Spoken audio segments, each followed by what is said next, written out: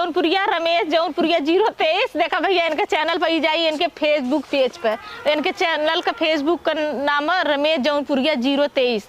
आप लोग इनके सपोर्ट करिए, बेचारू बहुत मेहनत करना। इन्हीं के चैनल पर के ही हम लोग गीत गावा जाते ला ललनवा का। शादी ब्याह जो परंपरा ही हर घर में हर माता बहन सब कोई गावाला, वही हम लोग गावा जाते ललनवा वाला। ठीक हो गावा, तब ले हम कैमरा चलाई। हाँ इनका लेकिन चैनल वन का बाहर लोगों उड़ाए बढ़िया से, तई चला दे कासे इनका तई हौसला बढ़ावा जाए। एक आंटी जी का मेरे सपोर्ट भी कर दे हैं, ठीक है। इनके बेचारों बहुत उम्र में मेहनत करते हैं, तो लोग अगर बेटवा होबा भाई होबा भतीजा होबा तो आंटी जी के आगे बढ़ावा। गीता जौनपुरिया।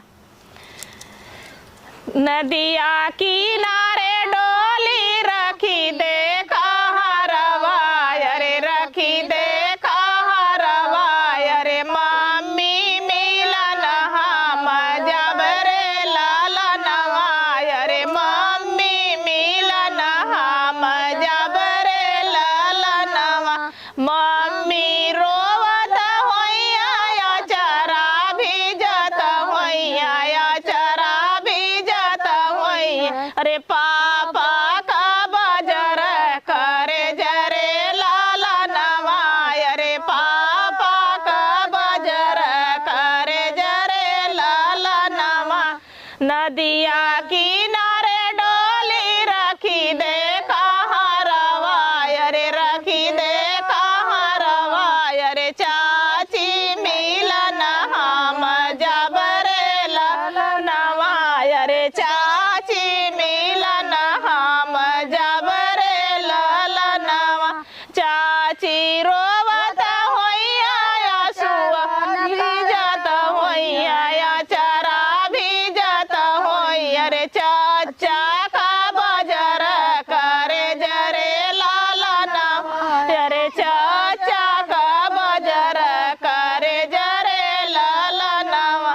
नदिया किनारे डोली रखी देखा हरवा, अरे रखी देखा हरवा, अरे भाभी मिलन हम जब रे ललनवा, अरे भाभी मिलन हम जब रे ललनवा। भाभी रोवत होइया चरा भीजत होइया, चरा भीजत होइया, अरे भैया का बजर करे जरे ललनवा, अरे भैया का बजर करे जरे ललनवा।